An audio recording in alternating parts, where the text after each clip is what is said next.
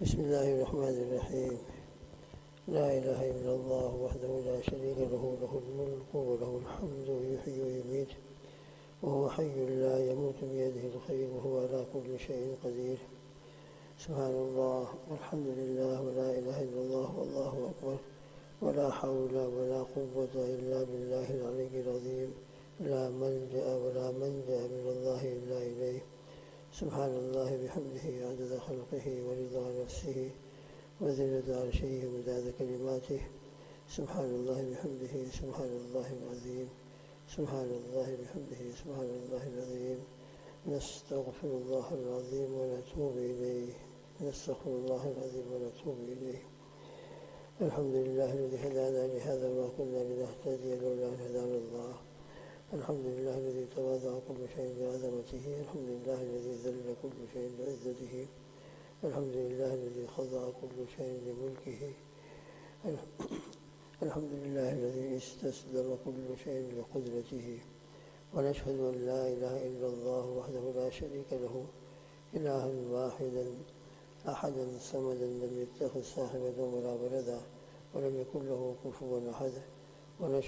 ونشهد أن سيدنا وحبيبنا وسندنا ومولانا محمد عبده ورسوله، صلوات الله وسلامه على سيد الأولين والآخرين، إمام الأنبياء والمرسلين، قائد القوم المحجلين، سيدنا محمد وعلى آله وأصحابه وأزواجه أجمعين، وبارك وسلم تسليما كثيرا كثيرا. أما بعد، فأعوذ بالله من الشيطان الرجيم. بسم الله الرحمن الرحيم. قل أعوذ برب الفلق من شر ما خلق، ومن شر غاسق إذا وقب، ومن شر النفاثات في العقد، ومن شر حاسد إذا حسد.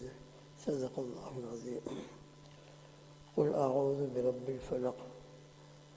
اے محمد صلی اللہ علیہ وسلم، آپ کہہ دیجئے میں پناہ مانگتا ہوں برب الفلق، صبح کے رب کی، صبح کے مالک کی، من شر ما خلق، ان تمام مخلوق کے شر سے جو اللہ نے پیدا کی، من شر ما خلق، تمام مخلوقات کے شر سے جو اس نے پیدا کی، ومن شر غاسق اذا وقب، اور اندھیری رات کے شر سے پناہ مانگتا ہوں، پناہ چاہتا ہوں، اذا وقب، جب وہ رات پھیل جائے اور پوری طرح چھا جائے، ومن شر غاسق اذا وقب، ومن شر النفاثات فی العقد، اور پناہ مانگتا ہوں میں ان عورتوں کی پھونک مارنے سے گرہوں کے اندر، یا پناہ مانگتا ہوں میں ان جانوں کے پھونک مارنے سے گرہوں کے اندر۔ جادوگر جب جادو کرتا ہے اس قسم کی حرکتیں کرتا ہے، کچھ گانٹھ مارتا ہے، کچھ گرے لگاتا ہے، اس کے اوپر کچھ پھونک مارتا ہے، یہ ان کے کام ہوتے ہیں۔ ومن شر غاسق اذا وقب، ومن شر النفاثات فی العقد، ومن شر حاسد اذا حسد، اور پناہ مانگتا ہوں حسد کرنے والے کے حسد سے، جب وہ حسد کرنے لگے اور وہ حسد کے اوپر آ جائے۔ یہ سورہ فلق ہے اور اس کے بعد سورہ ناس ہے۔ ان دونوں صورتوں کے شان نزول کے بارے میں کل مختصر طریقے سے عرض کیا تھا کہ نبی کریم صلی اللہ تعالیٰ علیہ وسلم پر یہودیوں نے جادو کیا تھا، اور اس کا اثر آپ صلی اللہ تعالیٰ علیہ وسلم کی طبیعت مبارکہ پر ہوا تھا۔ اور وہ اثر کیا ہوا تھا؟ دینی کاموں میں تو کوئی اثر نہیں تھا، دینی کام تمام کے تمام وہی آپ پر آ رہی ہے، وہی آپ امت کو بتا رہے ہیں، دینی کام کو ذرا مشغول ہیں، اس میں کوئی خلل نہیں تھا۔ البتہ اپنے فیملی معاملات کے اندر کچھ آپ کے اوپر طبیعت پر بوجھ تھا۔ کبھی ایسا ہوتا تھا کہ آپ نے کوئی کام نہیں کیا اور ذہن میں آتا تھا کہ میں نے کر لیا ہے، اور کبھی ایسا ہوتا تھا کہ کوئی کام کر لیا ہے اور پھر ذہن میں آتا کہ میں نے نہیں کیا، لیکن طبیعت پر ایک بوجھ تھا، اور تقریباً 6 مہینے تک اس سحر کا اور اس جادو کا اثر رہا۔ ایک رات نبی کے ساتھ تشریف لائے، وہ جادو کس نے کرایا تھا اس کا پورا تذکرہ اس خواب کے اندر ہے۔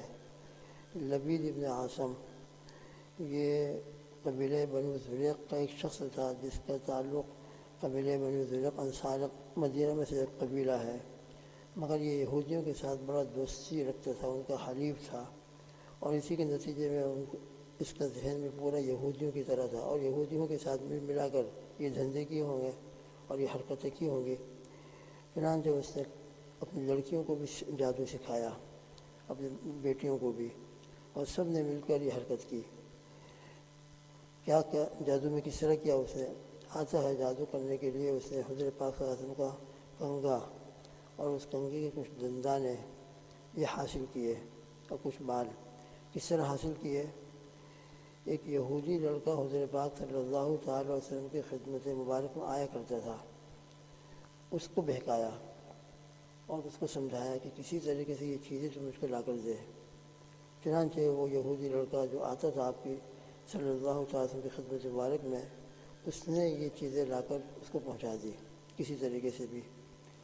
چنانچہ اس نے پھر آپ صلی اللہ تعالیٰ وسلم کا کنگا اور اس کے کچھ ٹوٹے ہوئے دندانے ان پر جادو کیا، اور ایک تانت تیر کمان کے اندر جو ہے بیچ میں جو ڈوری ہوتی ہے اس کو تانت کہا جاتا ہے، اس تانت کے اوپر اسے 11 گرہیں لگائیں اور پڑھ کر دم کیا، اور من شر النفاثات لڑکیوں کو سکھایا تھا۔ وہ لڑکیاں کچھ پڑھتی تھیں اور دم کرتی تھیں، اور ہر گرہ کے اوپر ایک سوئی، ایک نیڈل لگائی۔ ان تمام چیزوں کے اوپر اس نے یہ جادو کیا، اور ان تمام چیزوں پر جادو کرنے کے بعد ان کو کھجور کے درخت کے شگوفے میں، جس میں کھجور کا پھل ہوتا ہے، کھجور جس میں جمتی ہے اور پھلتی ہے، اس شگوفے کے اندر ان تمام چیزوں کو جمع کیا، اور جمع کرنے کے بعد بنو زریق کے اندر ایک کنواں تھا، ذروان اس کا نام لکھا ہے ابن کثیر وغیرہ نے، اس کنویں کے اندر ایک پتھر کے نیچے جا کر دبا دیا۔ یہ سب دھندے کیے اور یہ جادو کیا۔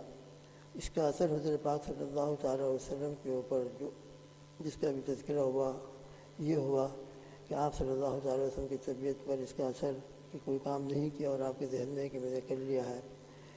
کان یرا انہ یاتی النساء ولا یاتیہن، یہ فیملی معاملہ تھا، اسی تک اس کا اثر محدود تھا۔ باقی دینی کاموں کے اندر الحمدللہ کوئی اثر اللہ کے فضل سے نہیں ہوا۔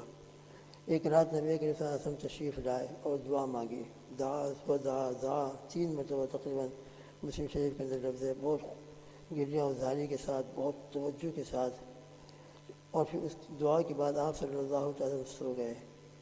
جب صبح بیدار ہوئے تو بڑے خوش ہو کر حضرت عائشہ صدیقہ رضی اللہ تعالیٰ عنہ ام المؤمنین سے فرمایا کہ میری جو حالت ہے اس کا حل اللہ پاک نے مجھے بتا دیا کہ اب اس کا علاج کیا ہے اور اس کا توڑ کیا ہے اور کس طریقے سے یہ چیز اب مجھ پر سے ختم ہوگی۔ پھر آپ صلی اللہ تعالیٰ وسلم نے اپنا پورا خواب بیان فرمایا کہ میرے پاس 2 فرشتے آئے، ایک فرشتہ میرے سر کے پاس بیٹھ گیا اور ایک فرشتہ میرے پیروں کے پاس بیٹھ گیا۔ جو سر کے پاس بیٹھا تھا، ایک روایت کے مطابق یہ ہے کہ وہ جبرائیل علیہ السلام ہے، اور پیروں کے پاس جو بیٹھے تھے وہ میکائیل علیہ السلام۔ حضرت جبرائیل علیہ السلام جو سر کے پاس تھے، انہوں نے پیر کے پاس جو فرشتے بیٹھے تھے ان سے پوچھا کہ ان کو کیا ہو گیا ہے۔ آپ صلی اللہ تعالیٰ وسلم سے اشارہ فرمایا اور اشارہ کر کے پوچھا کہ ان کو کیا ہو گیا، تو پیر کے پاس جو فرشتے بیٹھے تھے حضرت میکائیل، انہوں نے جواب دیا ان پر جادو کیا گیا ہے۔ پھر پوچھا کس نے جادو کیا، تو جواب کے اندر ان کا نام لیا، اس کا جس نے جادو کیا تھا، ربیع بن عاصم۔ پھر پوچھا کس چیز میں جادو کیا ہے، تو پوری ڈیٹیل بیان کی، گنگے کے اندر اور اس سے نکلے ہوئے بالوں میں، اور پھر اس کے اندر تانت میں گرہیں لگائی ہیں، یہ کیا ہے وہ کیا ہے، اور ایک کھجور کے شگوفے میں بند کیا ہے۔ پھر پوچھا کہ وہ سب چیزیں کہاں رکھی ہیں، کہاں دفن کیا ہے، تو پیر کے پاس جو فرشتہ حضرت میکائیل علیہ السلام تھے، انہوں نے فرمایا کہ ذروان نامی جو کنواں ہے اس کے اندر پتھر کے نیچے یہ سب چیزیں دبائی ہیں۔ یہ سب چیزیں آپ صلی اللہ علیہ وسلم کو خواب میں بتائیں۔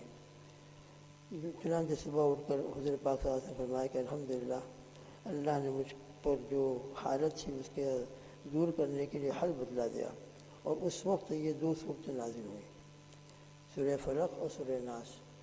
چنانچہ آپ صلی اللہ تعالیٰ علیہ وسلم، ایک روایت کے مطابق یہ ہے کہ حضرت علی رضی اللہ تعالیٰ عنہ اور حضرت عمار رضی اللہ تعالیٰ عنہ اور 2 ایک صحابی اور ہیں، ان کو لے کر اس کنویں کے پاس تشریف لے گئے ذروان، اور وہاں جا کر کنویں کے نیچے جو پتھر کے نیچے سب چیزیں دبا رکھی تھی ان تمام چیزوں کو نکلوایا، اور نکلوانے کے بعد حضور پاک صلی اللہ تعالی وسلم پر یہ 2 صورتیں نازل ہوئی تھی۔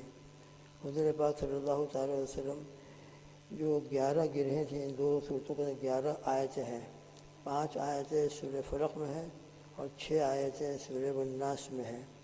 ایک ایک آیت پڑھتے جاتے تھے اور تانچ کے اوپر جو گرہ لگی ہوئی تھی وہ خود بخود کھلتی چلی جاتی تھی اور سوئی گرتی جاتی تھی۔ اس طریقے سے آپ صلی اللہ علیہ وسلم 11 آیتیں پوری فرمائی اور وہ 11 گرہیں کھل گئیں اور ان تمام چیزوں کو ایک جگہ جا کر دفن کر دیا۔ اس کے بعد نبی کریم صلی اللہ تعالی وسلم فرماتے ہیں کہ ایسا معلوم ہوتا ہے عائشہ کہ میں کسی چیز میں بندھا ہوا تھا اور اب میں بالکل کھل گیا ہوں، طبیعت کے اوپر جو بوجھ تھا الحمدللہ وہ بالکل ختم ہو گیا، جیسے کہ جادو کی سسٹم ختم کر دی گئی، اور جادو کا اثر الحمدللہ ان 2 صورتوں کی آیتوں کی برکتوں سے اللہ پاک نے ختم فرما دیا۔ اس کے بعد حضرت پاک صلی اللہ علیہ وسلم کی طبیعت کے اوپر جو بوجھ تھا الحمدللہ وہ ختم ہوا۔ ان 2 صورتوں کا یہ شان نزول ہے۔ پھر اس کے بعد ان 2 صورتوں میں کیا مضمون ہے اس کا ترجمہ ہے، مختصر طریقے سے آپ کے سامنے آیا ہے، پھر اس کے بعد انشاءاللہ مذاکرہ ہوگا۔ ان 2 صورتوں کے بڑے فضائل ذکر کیے ہیں۔ ابن کثیر نے کئی روایتیں تفسیر ابن کثیر کے اندر نقل فرمائی ہے، حضرت مفتی شفیع صاحب رحمۃ اللہ علیہ نے وہاں سے نقل فرمایا، دیگر علماء نے بھی، مفسرین نے بھی۔ لہٰذا یہ 2 صورتیں بہت زیادہ ہمارے لیے مفید ہیں اور بہت ہی زیادہ اس قسم کی شیطانی اثرات سے، جادو کے اثرات سے حفاظت کے لیے یقین کے ساتھ انشاءاللہ ان کا ورد کریں گے اور پڑھتے رہیں گے۔ پھر انشاءاللہ تذکرہ ہوگا بعد میں روایتوں کا، تو اللہ پاک انشاءاللہ ان صورتوں کی برکت سے، اس سے پہلے آیت الکرسی کا تذکرہ آیا وہ بھی اس میں شامل کر لیا جائے، قل هو اللہ احد ہے، سورہ اخلاص وہ بھی شامل کر لی جائے۔ بہرحال یہ سورہ فاتحہ ہے، آیت الکرسی ہے اور یہ 4 قل ہیں، یہ ہمارے لیے بہت بہت ضروری ہے۔ لکھا ہے کہ جس طرح انسان کے لیے کھانا ضروری ہے اور کھائے بغیر اس کا زندگی کا جو سسٹم ہے وہ بحال نہیں رہ سکتا، اسی طرح ہماری حفاظت کے لیے یہ سورہ فاتحہ، آیت الکرسی، 4 قل ہے، یہ بہت ضروری ہے۔ خود بھی ان کو یاد کریں، بچوں کو بھی یاد کرائیں اور خود بھی صبح شام ان کا ورد کریں، نمازوں کے بعد پڑھیں، صبح پڑھیں، رات کو پڑھیں، سونے کے وقت پڑھتے رہیں، تو انشاءاللہ اللہ سبحانہ و تعالیٰ سے اس میں درخواست ہے کہ رب ذوالجلال آپ میری حفاظت فرمائیے۔ اور جب انسان اللہ سے بار بار درخواست کرے گا کہ آپ اپنی پناہ میں لے لیجئے، میری حفاظت فرمائیے، تو انشاءاللہ ثم انشاءاللہ وہ بندہ، وہ پڑھنے والا بچہ ہو، مرد ہو، عورت ہو، جو بھی ہو، انشاءاللہ وہ اللہ کی پناہ میں آ جاتا ہے اور اللہ اس کو اپنی حفاظت میں لے لیتے ہیں۔ اور جو اللہ کی حفاظت میں چلے جاتا ہے پھر انشاءاللہ یہ شیاطین ہے، جادو ہے، اس کے اثر سے اللہ تعالیٰ اس کی حفاظت فرماتے ہیں۔ اللہ تعالیٰ ہم سب کی ہر قسم کے شرور و فتن سے اور ہر قسم کے اس قسم کے برے اثرات سے اللہ حفاظت فرمائے، پوری امت کی حفاظت فرمائے۔ جو بیچارے اس کے اندر مبتلا ہیں اور ان پر یہ اثرات ہیں، اللہ ان کے اوپر سے ان اثرات کو اپنی قدرت سے، اپنے کرم سے ختم فرمائے اور نفسانیت اور شیطانیت سے ہم سب کی اور ان کی بھی حفاظت فرما کر شفاء کاملہ عاجلہ مستمرہ عطا فرمائے۔ اور جو لوگ اس قسم کی حرکتیں کرتے ہیں، دوسرے میں جادو کرواتے ہیں یا خود کرتے ہیں، ان کو اللہ توفیق عطا فرمائے۔ بہت زبردست گناہ ہے، بہت خطرناک ہلاک کرنے والا گناہ ہے جادو کرنا یا کرانا۔ اللہ پاک ان کو بھی توفیق عطا فرمائے، ہدایت عطا فرمائے کہ اس قسم کی حرکتیں کسی پر نہ کریں۔ اللہم آمین۔ سبحان اللہ بحمدہ، سبحانک اللہم و بحمدک، ونشہد ان لا الہ الا انت، نستغفرک و نتوب الیک، وصلی اللہ تعالی علی خیر خلقہ محمد وعلی آلہ واصحابہ وازواجہ واتباعہ اجمعین، وبارک وسلم تسلیما کثیرا کثیرا۔ اللہم آمین۔ سبحان ربک رب العزۃ عما یصفون وسلام علی المرسلین والحمد للہ رب العالمین برحمتک یا ارحم الراحمین۔